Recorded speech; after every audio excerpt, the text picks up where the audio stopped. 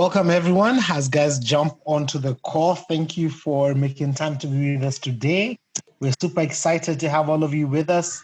Those from Nairobi, those who are joining us from other parts of the world, we're excited that you could make the time to be with us. And as Resource Global host, this Resource Global is an organization that's just aiming to transform our cities all over the world, based on a belief that if Christians are empowered, resourced, equipped to understand why God has put them in the different spaces they're in, and they begin living that out, we'll begin seeing a transformative effect in our sectors, in the marketplace, and overall in our cities and countries. And so we're super excited to have such events that can spur us on, encourage us, begin this movement of people just changing their mindset to understand why God has put us where we are, and hopefully begin seeing that change start to come in.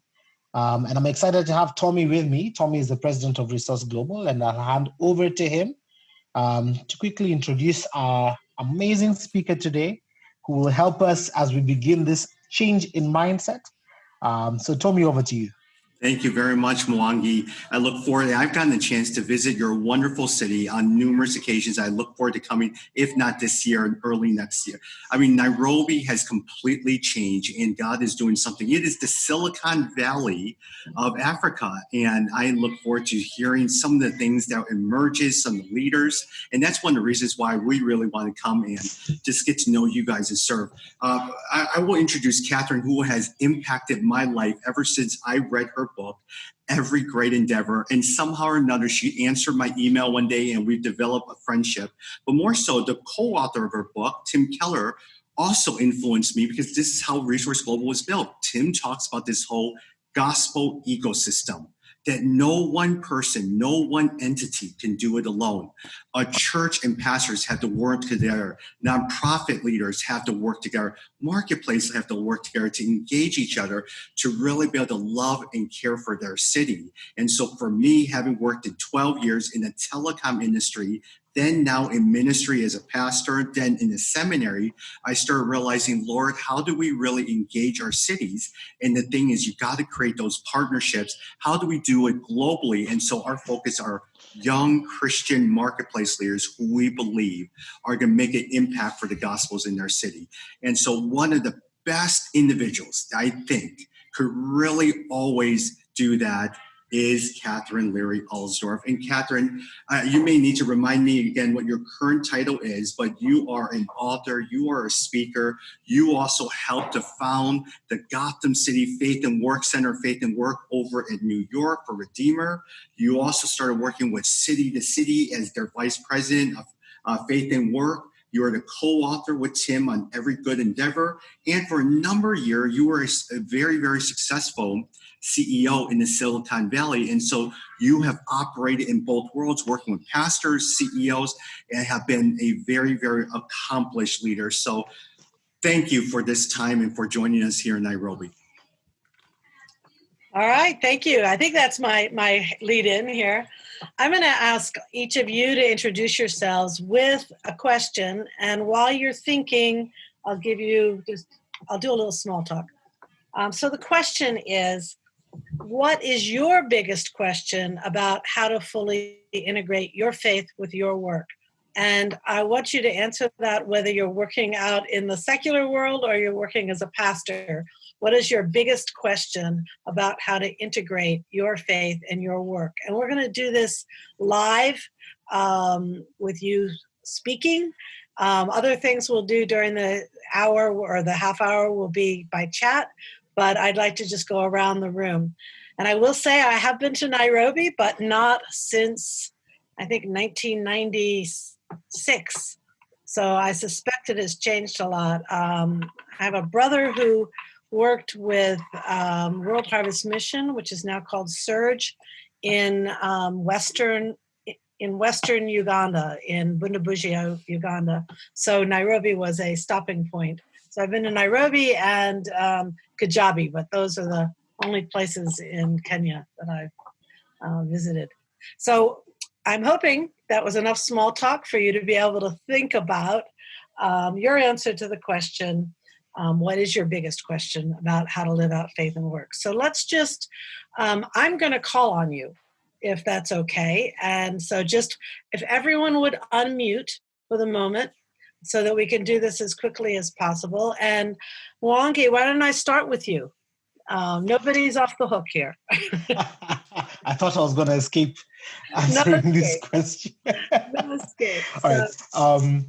I think for me, the biggest question is, how do I change the mindset of those around me, especially other Christians who I'm working in the same space with, to sort of understand where I'm trying to come from.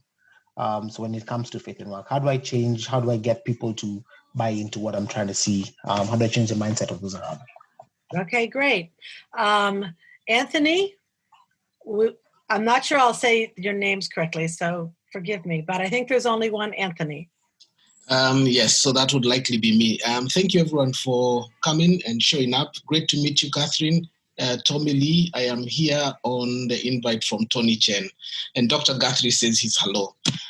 Great to be with you guys all. I'm in Chicago at Trinity Evangelical Divinity School. And the question I'm wrestling with recently is, as a higher education administrator, what can I do in the system to encourage more vocational formation in the learners and the staff members? Thank you. That's great. And Krista and Selen?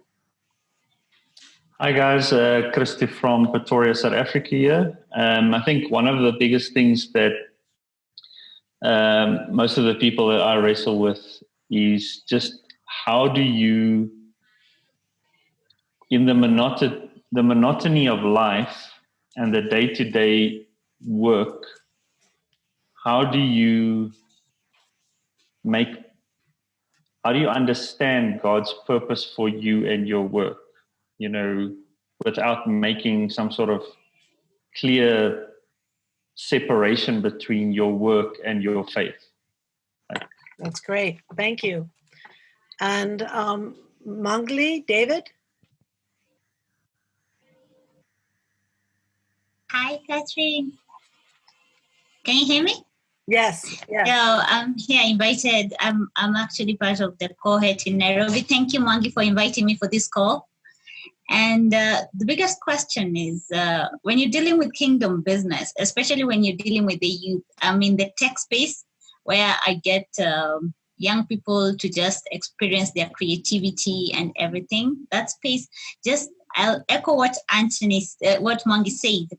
How do you get them to understand where you're coming from? Especially in the tech space, there's an analogy of, so how are we going to run kingdom business at the same time in the technical way? Because it's more technical than verbal in that space. Yes. Great. That's great. Toby, how about you? Catherine, I spent about 12 years in the business world, and even now in the ministry, I struggle with the whole idea of ambition. As individuals, we are supposed to do our very, very best and be successful in everything that we do. How does ambition play a role in that integration of faith and work? When does ambition go out of control? And how do we use that ambition to really serve the kingdom? That's great. Thank you. All right, Toby. Maybe this is a derivative of some of the questions that have been asked, but the question is around the kingdom value of something. For instance, I used to be a lawyer, putting a deal together and drafting a contract. The kingdom value of something that is at one level seemingly disconnected from God's work in Thank you. That's great. Titus.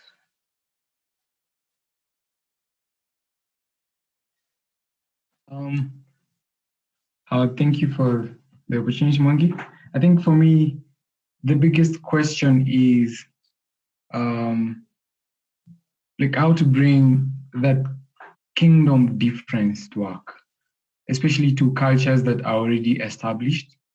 Say you're coming to an organization that's it has a very heavy power culture. So how do I bring my faith and how do I let my faith impact how I work in such a culture? And especially when, say, I'm a new manager and I want to do things differently. That's great. Tony, hi.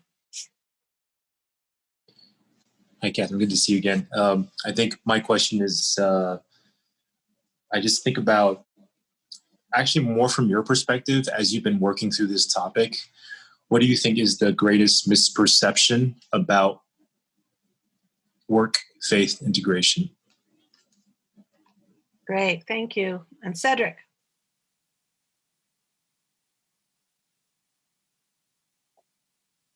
Hi, Catherine. Hi.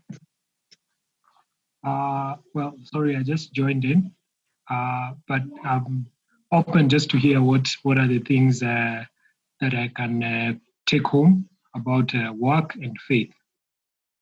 Great, thank you. And Harry.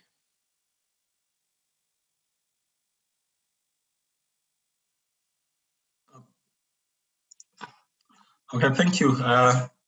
My biggest struggle has always been, I'm in business, so I meet a lot of clients. I'm also in the tech space. And most of the time, the discussions with the clients, they're very focused about the project, about the business and what the client requires. So my biggest struggle has always been, how do you bring in your faith without the clients feeling that you are, deviating from the subject matter? And how do you maximize each and every opportunity just to make sure that at least anybody you come in contact with, you tell them about your faith and you influence them? Thank you, Harry. And Calvin.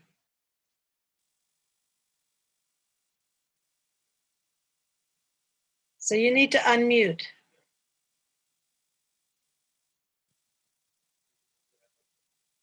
Okay, I can't hear Calvin, so I'm going to go to someone who is unmuted. Raul?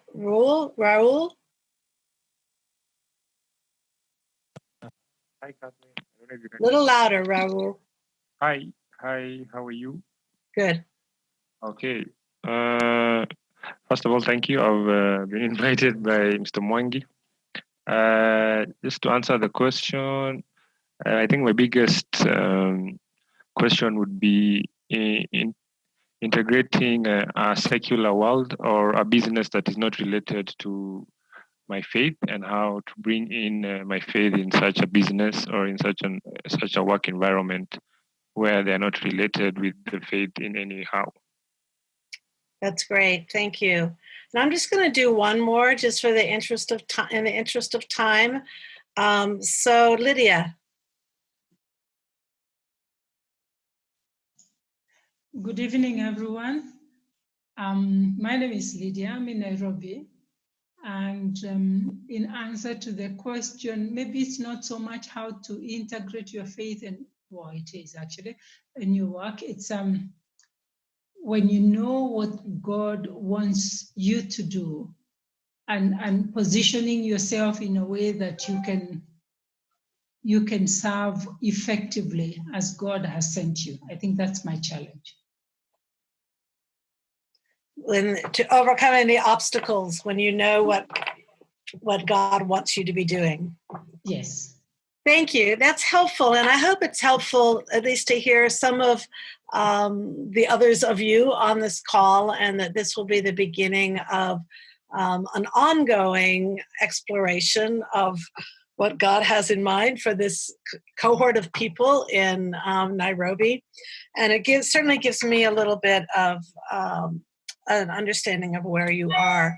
I'm going to start out with a little bit of my own story, and then my idea is to just basically go through the biblical story of why we work, what God's intent, God's plan for our work is, what's gone wrong with it, and what hope we have for it. And then we'll have some time for Q&A that will start at around 1:40. So if you have questions along the way, feel free to just enter them into chat, and Tommy and Laura will be looking at those and making sure that they get responded to by the end. I also will have us answer a few things in chat during the course of just the dialogue to keep some interaction going here. But just a little bit of my own story. I did grow up going to church, but walked away when I was about 16 for the kind of reasons that most teenagers who walk away do, and didn't come back to even thinking about or exploring who Jesus was until I was almost 40 years old. So for a long period of time, I was pursuing life, and in particular career, in the way that the world would pursue it, particularly people who were ambitious and desiring to, be well established in life, kind of thing. I did come back to faith in my late 30s at Redeemer through the teaching of Tim Keller. And I think the two keys were, there was a little bit of, is this all there is? Is success all there is to life? And not that I was all that successful, but is the pain of work and the pursuit of success all there is to life? And Tim Keller, I think unusually for preachers, talked a lot about the importance or the difference the gospel makes in your work life. If he hadn't talked about work, I think I would have walked away because it wouldn't have been relevant to the thing that I spent most of my life doing. It did take a long time for me to finally succumb, is the way I think of it. I felt like God had my heel and wouldn't let me go, but I was a very resistant convert. And eventually, when he did, I felt like the biggest obstacle I had to overcome was to turn over my career investment and aspirations to him and let him do with it what he will. He, in quick timing, called me to a role of CEO of my company. My CEO, I was a vice president. The CEO had a brain tumor, and I was asked to take his place. And I thought, all right, Lord, you are like hitting me over the head with a brick saying, this is what I want you to be doing, because I've just, laid it out all before you. But I have no idea how to do this now as a Christian, as a person who seeks to follow you. So that began a 10-year journey in corporate America, very busy with learning how to lead a company, but also very busy with trying to say, Lord, what is different now that I am yours? And putting off the old self and putting on the new became sort of an obsession of mine. I did not feel like at that time in my life the church was very helpful. I felt like what I was hearing mostly were rules. Rules like a Christian in the marketplace will never swear, take the Lord's name in vain. A Christian in the marketplace will always share their faith with other people in the marketplace. A Christian in the marketplace will always have a Bible on their desk so that people can see they're a Christian. They will always be home for dinner with their family. They will never work on Sunday. Just a lot of rules. And I thought, this faith, this new faith of mine is so much bigger than rules. I need to, I want to go deeper with this. And so eventually Redeemer called me back to New York from Silicon Valley to help them start a marketplace ministry.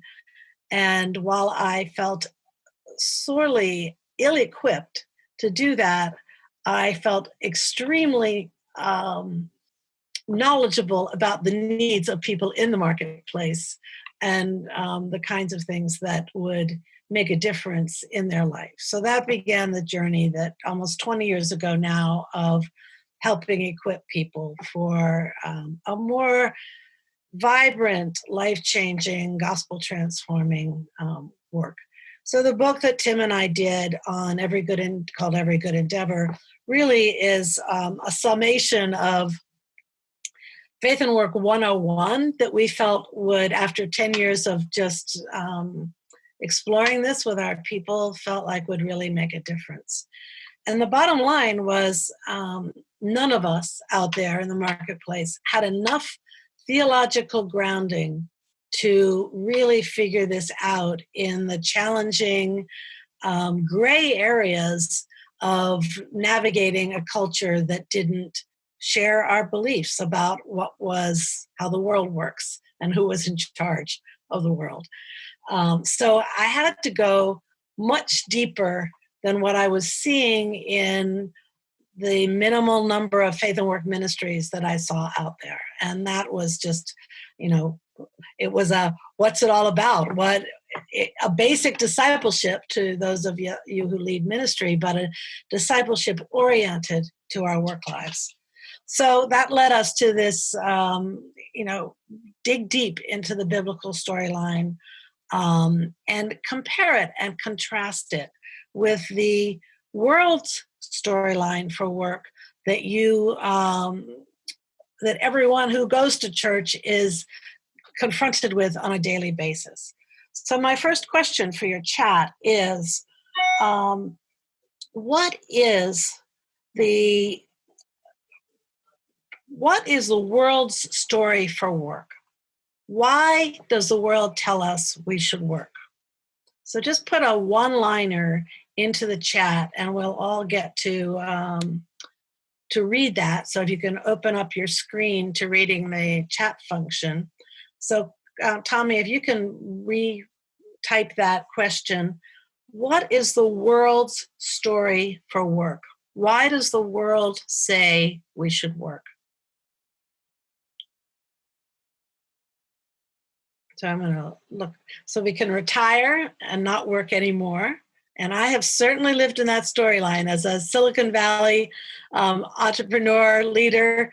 I was counting my corporate stock option valuations and saying, okay, this 21 million, when this finally goes, is going to suit me fine forever, or whatever that might be.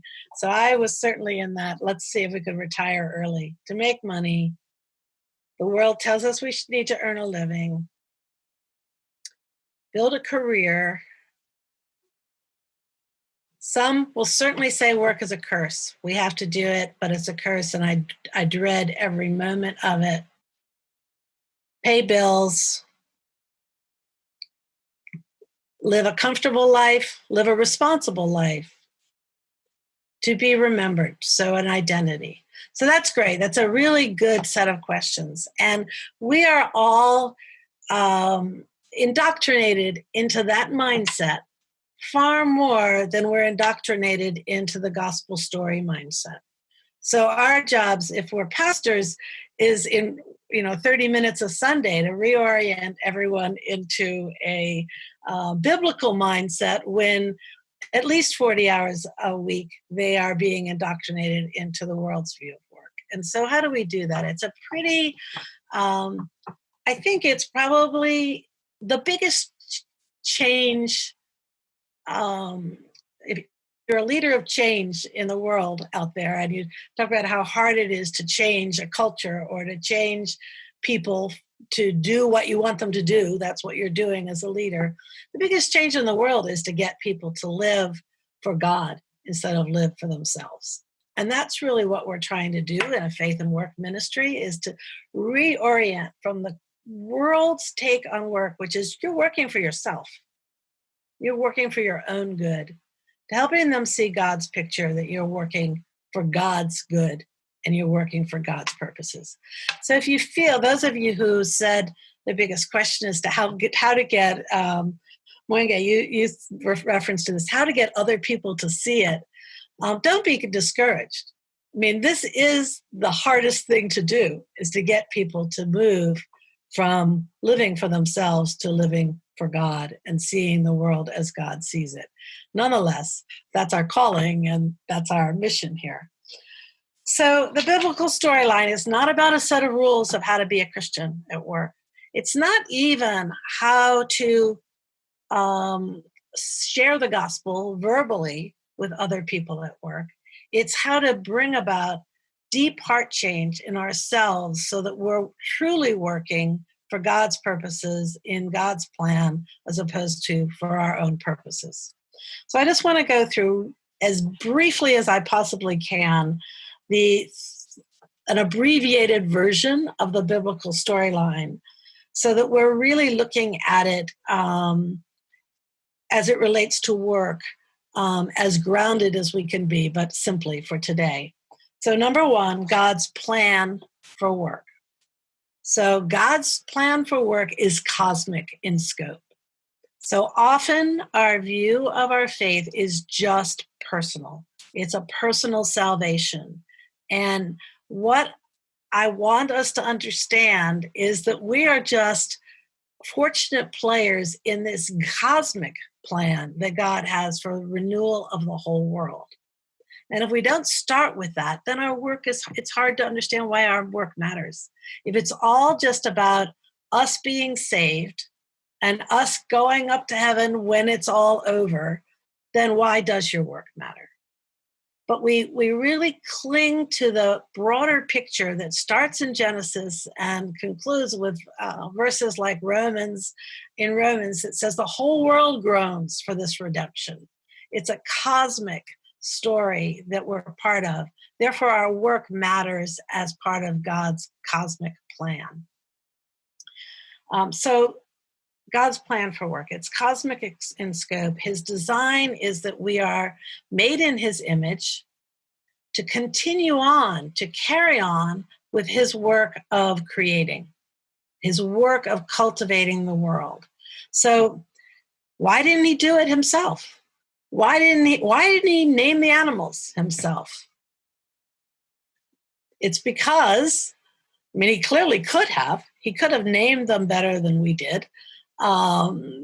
He could have created cities himself, but he did it because he made us in his image and he delights in seeing us be sub-creators or co-creators with him in the world. It's part of his love language to us that we get to be part of this creative endeavor of bringing the raw materials of this earth into its beautiful fulfillment.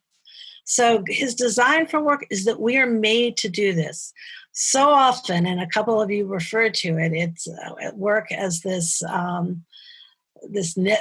drudgery that's necessary in life, but it's drudgery. God's plan was that it be this delightful thing where we're participating with him in this good creation. But his design is also that too little work and or too much work is not a good thing.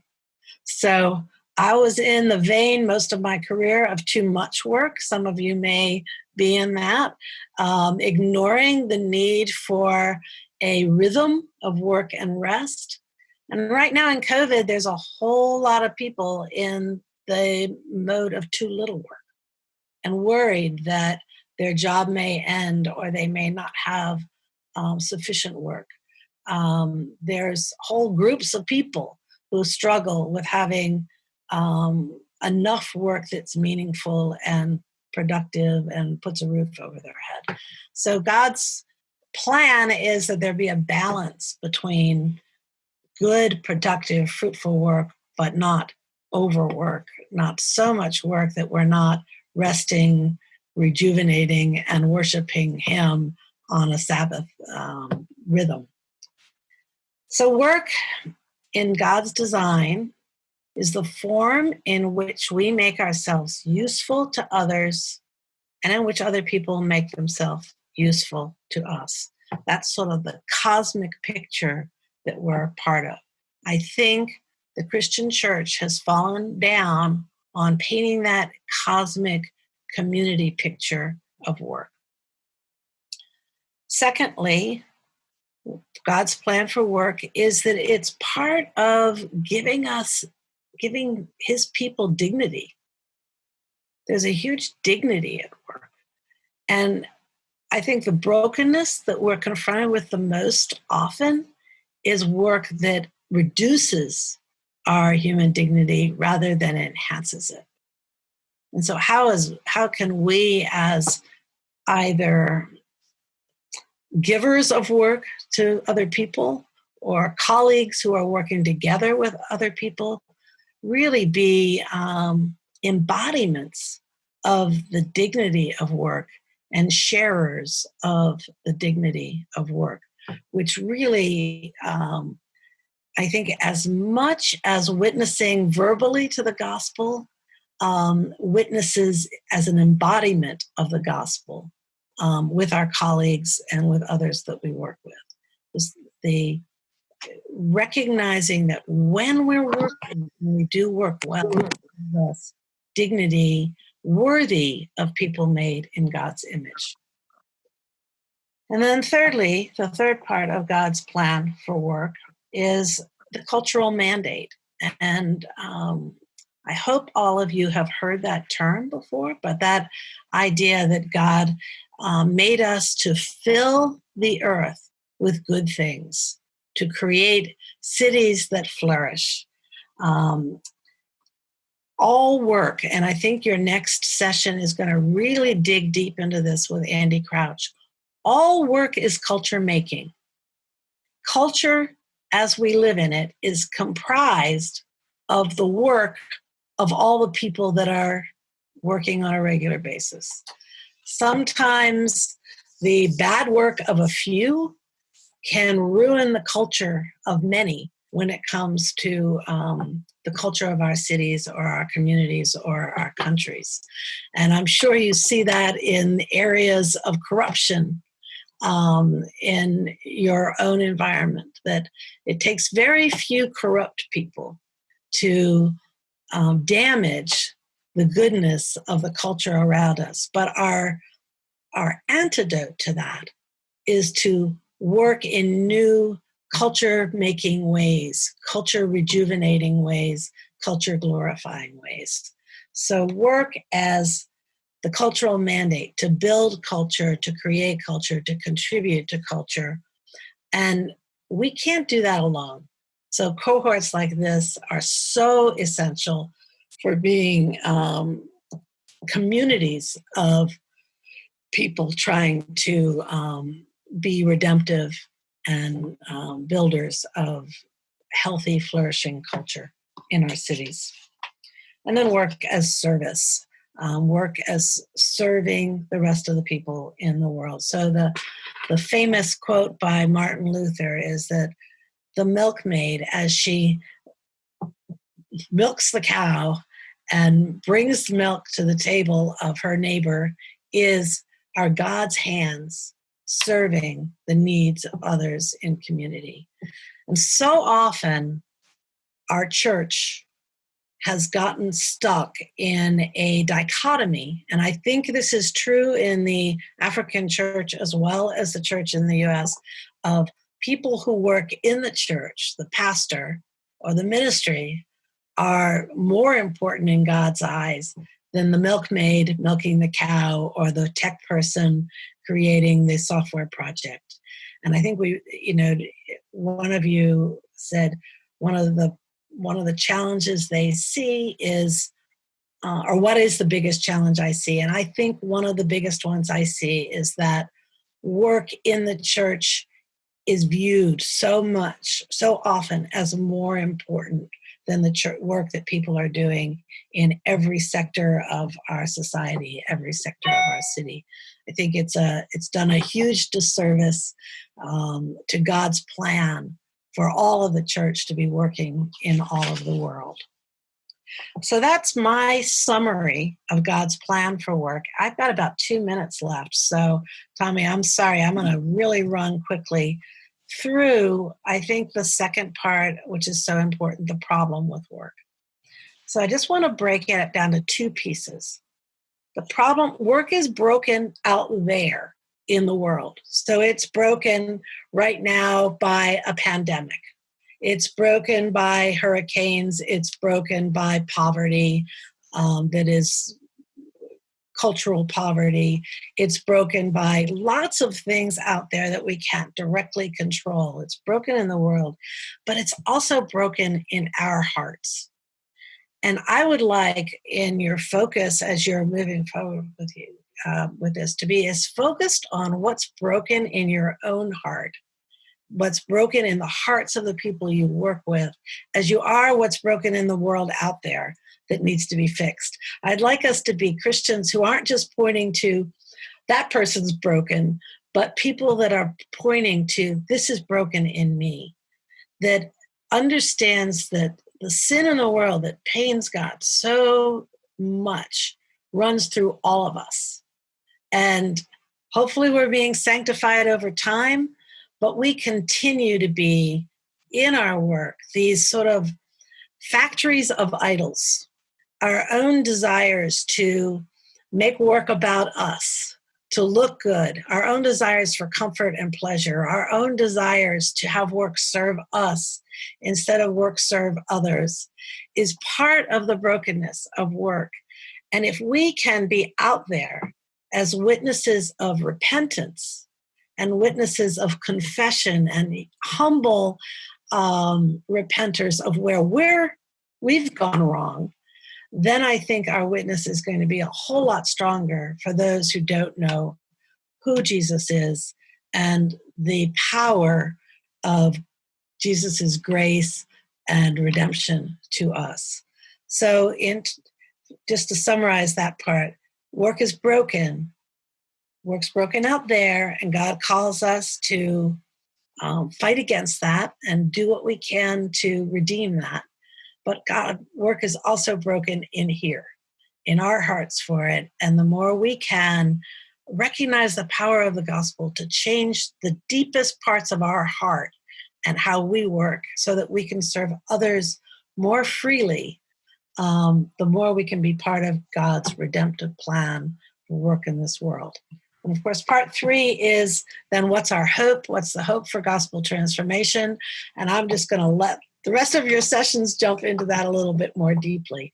But I do believe that if without this grounding in the biblical storyline, we really don't have anything to work with as we're talking together besides this is what I think you should do and this is what I think you should do, and a bunch of Pharisaical rules for work that won't really get to the heart of the matter and have us deeply engaging in discerning what God would have us be doing in our very broken world. So I'm going to stop there and turn it over to you, Tommy, for Katherine, thank you very much. And I have a whole bunch of different questions for you. I know a lot of times we have about 20 minutes, so I want to quickly go over some of the questions. First of all, Katherine, one person mentioned is, how does this tangibly look like on a day-to-day basis? Is it merely holding Bible studies in our work? Is it merely putting a Bible verse on our wall of our work or on our desk? How does that tangibly look like in what we do in our work? I think the very first step is to spend time with God saying, what does God want me to do this day, this month, this year in my work? What is God's purposes for the most mundane things in my work life? And just spending time alone and then with a friend or a cohort sharing that. I think getting to the heart of God's purposes, and of course that's going to be refined over time. And it's going to be refined as circumstances change. But I think we have to focus on that part before we can get to then our witness. Yeah. And actually, in some sense, this is a good tie-in question is, how should our faith and our understanding of work inform our career path that we choose? How do we select jobs, especially during job transitions? How do we know what our calling is? And you shared it even in the beginning when you moved from a CEO to even working ministry. Yeah, I mean, sometimes we have a choice of a job and other times we are not faced with that choice. I would like us all to consider that we're called to jobs we don't like and we're called to jobs we like, and we don't always have a choice. But when we do have a choice, I think that the quality of our selection is really a reflection of our time with God and our discernment of who He's made us to be. And so there's not a formula to that. It really takes a lot of time saying, Lord, this was my work day today. Help me discern where you were in that. Help me discern what you want me to change about how I worked today. Help me understand what greater thing you might be calling me to. And then occasionally God hits you over the head with a 2x4 and says, this is the only option I'm giving you, and it's a calling far bigger than you ever wanted, but that's what I want you to do, is go out there, because I want you weak. I want you dependent on me. I want you in this very hard place. And that's where I'm putting you, and quit complaining. Yeah, and sometimes you mentioned this, I want to reemphasize this as well too. Sometimes it changes, right, Katherine? Sometimes that calling changes in time. It does. Changes. I mean, I think I'm in a calling now. I love being an action person. I love having goals and accomplishing those goals. I love checking them off. And I am in a much more passive time. And I think God is saying, yes, I want you to not worry about where and what, but worry about who you are in me. And so I think there's different times we're called to different things at different seasons. Yeah. And Katherine, you touched on this as well too, in terms of sometimes going to full-time ministry. What do you say to the individual that says, man, I think a lot says, I'm so serious about the Lord and my faith, I'm going to leave my work and then go into full-time ministry? What would you say to that person? My response to that person would be, you are in full-time ministry where you are now. And so you're calling to a different type, maybe a church employment or parachurch employment of full-time ministry, needs to be very specific. If you have a gift of preaching, then a calling to really develop that gift is very specific. But just a calling to ministry without it being specific of what are you ministering to, I think is negating that we're called to that wide kinds of work, unlimited types of work are and can be ministry if we understand God's purposes for that work. So if you're in finance and you don't understand the horrible damage you can do to the world through your work in finance if you do it poorly, or the wonderful opportunity you can give to many people in the world through giving them access to capital, if you don't understand that as ministry, you're not seeing God's purposes for your work. Katherine, how do you balance between doing what God wants you to do, but finding a job to make ends meet? Sometimes you just don't have a choice for where you work. How do you say, well, I really want to serve you, but I got to find anything that allows me to make ends meet? Yeah, I mean, I think accepting God's sovereignty over our lives is really hard. It's great when things are all going well, but accepting God's sovereignty when we're in a desperate situation, when we really need a job, when we have to take a job we hate in order to keep a roof over our head, I think that's a real, it's a spiritual discipline almost, to say, Lord, how do I trust you even in this time, and trust that this is what you are calling me to now, and you have a purpose for this, both for those I'm serving and for the work you're doing in my own heart. And so the Psalms are so great for this. There's so many Psalms on, I don't want to be here, Lord. How long do I have to be in this horrible place before you are going to release me from it and put me in some place that, provides me more joy. But nonetheless, God has purposes for those times. And I think we need to be going to him, wrestling with him about what he wants us to do and to learn in those times. This is actually a similar questions, and we have a lot of questions flowing in, Katherine. What advice would you give to someone who desires excellence and diligence in their work, but the envisioned results never materialize? That's a great question. So we're in a broken world, and it will never be fully redeemed until Christ comes again. And so somehow our vision and our hope has to be tempered by that reality that the world is broken around us. So how does our faith, I think this is a really important thing of the difference our faith makes. How do we not stay an idealist who just, is living in some fantasy land like we're already in the new heavens and the new earth?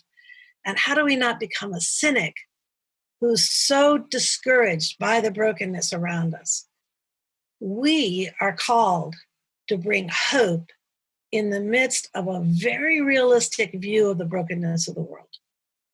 That's our calling. So we can't err on the cynic side, and we can't err on the unrealistic idealist side.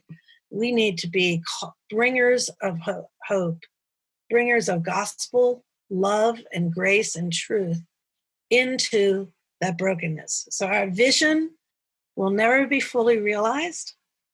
The best things I've ever done, where I've thought, oh, Lord, thank you, this is beautiful, have not lasted in this broken world. Churches that were great have fallen. People that were my best protégés have taken a turn in a different direction.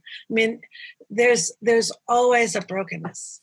And yet we are called to see these glimpses of God at work in the midst of that brokenness. We can't do that alone because we all get discouraged. We need each other to say, don't forget that time that God did that amazing thing in your midst. Don't forget, or let me point you to what God is doing over here right now, even though you can't see it right in the midst of your environment. So I think we're called to persevere, not be a cynic, and look for the little ways God might be at work, even when the whole big picture isn't the vision that we have in mind. And Katherine, let's go to the flip side of it, because you were a CEO, you are a best-selling author, you are now being asked to speak at different places. How do you best handle success in what you do to please God? And this person said, most of the time we are praised, but we forget that the glory belongs to God. How have you had to deal with success? Yeah, I mean, God has maybe knew that I would not deal with it that well, and so he has limited my success significantly. I have not been so amazingly successful, as much as I wanted anyway. And I do think that in God's sovereignty, he does curtail our success for his purposes. I do think that he's active to try to make sure that, in a Tower of Babel, we do not make an empire to serve ourselves. He steps in, but sometimes he lets us really build the whole tower before he steps in. And so we need other people to bring us more down to size, I think. And so how do you bring yourself down to size when you have had some success? Well, if we're really successful in something, all you have to do is see somebody who's more successful and see what your reaction to that is. If you're sort of feeling competitive and jealous, then you're not sort of with God in pursuing excellence. You're being competitive. You're being comparative. if your scope is too small. I mean, we can never be successful enough in this broken world as Christians. It's so far more broken than we will ever be able to be successful at curing. So just broaden your eyes, broaden your scope. Say, Jesus, what do you want me to do next? Sacrificially, to be able to serve you in a way that gives you glory. I don't know. That may not have made sense the way I said it, but I hope there were some little pieces of truth in there. Let's touch on a couple questions in terms of church. One person says, I actively serve in church. How can a church minister in its context to give people a bigger vision for work beyond just go to work and serve the church, take those skills to serve the church and all that stuff? How can the church come alongside these individuals? Yeah, I mean, I think it's really a discipleship challenge first. And it's intensive discipleship. I think God gets us in the hard things of our life, and work is one of the hard things in our life. So it's really the most fertile ground, that and maybe marriage and raising children, the most fertile grounds for really turning our hearts to Him. I think that, the church could just focus on, since we all work at something, it could do a deep dive into the gospel and work. And I think it will change the church. It will, once the church sees itself as all working out there in the world as the church for God's purposes, it both changes people's hearts, it changes the church itself, and it changes the city or the organizations we work in. So it's so powerful, I don't know how to downplay it. Understood. Katherine, can you share a little bit about, you are a very successful female leader. What challenges how do you not only deal with the challenges in both the corporate world and the church world and continue to persevere? Someone asked, what are some of the tips that you've had to persevere? Yeah, so we've all got strikes against us. Some of us are really short, and the contemporary world really likes tall people. And, you might have a racial strike against you, or you might have a stutter, or being a woman in Silicon Valley was a strike against me. There were definitely, all kinds of marginalizations, I guess is the best way to say it. So God, in His wisdom, greater than mine, called me to it. I wish that I'd been a man that was tall and brilliant. A lot of times it would have been so much easier. But He called me as a woman to be there. So I think what we have to do is get that bigger picture of, He calls broken people. He actually likes to use us through our weaknesses. A lot of the contemporary world just says, all right, find the things you're great at and go do it. But God has a sort of reverse engineering plan and says, well, actually, I'm going to call you in some area that you're really bad at, and ask you to, at least in that area, be so dependent on me that you couldn't do anything without my help, so that you know who's boss around here. And so I think that's the way I've approached it as a woman, is saying, all right, you got me here, Lord. This is up to you. It's in your power that I'm going to do what you want me to do here. And by the way, only the work that you do will last. So what might look like a success to the world may not be what your plan is for my engagement in that particular kind of work. But whatever you achieve through it will be what lasts and what matters. And I'm going to be happy with that. You got it. And sometimes I think he's worked through my failures more than he's worked through my successes. Thank you. Katherine, I'm going to ask you one more question, and then Mwangi, I'm going to turn it over to you as well, too. And maybe this will be a preview for us to bring you on in the future, is you talk a lot about life journey, and a lot of times the patterns of your life. Speak a little bit to these guys about the importance of your past and everything you do that informs your calling for where you are right now. Yeah, I love to remind people how much God wants us to remember in the Bible. He's always saying to Israel, remember what I did for you in Egypt. Remember what I've done for you. Remember. So I think our exercises in remembering where God has, his hand has been at work in our life for good or for ill has been really important. So the negative experiences in our life that he has then redeemed by making them useful for us in later years, you know, the hardships that made us the person we are today are really important to remember and be thankful for, as well as the extraordinarily positive people that influenced us or opened the door for us or did something positive. All those rememberings are really key. The whole part of being a Christian is being grateful for what God has done for us, both in his work on the cross, but in our daily, everyday life. I don't ever see it in the well, occasionally, rarely I see it in the moment, but in retrospect, I can remember and hold on and become more grateful for those things that have happened, good and bad. And so it's in the looking backward that you're better able to see how God has shaped you into the person he wants you to be today for his purposes today. So there's no plan B.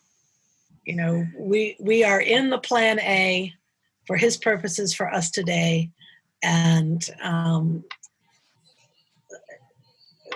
I pray we can all live out of gratefulness for his grace in that.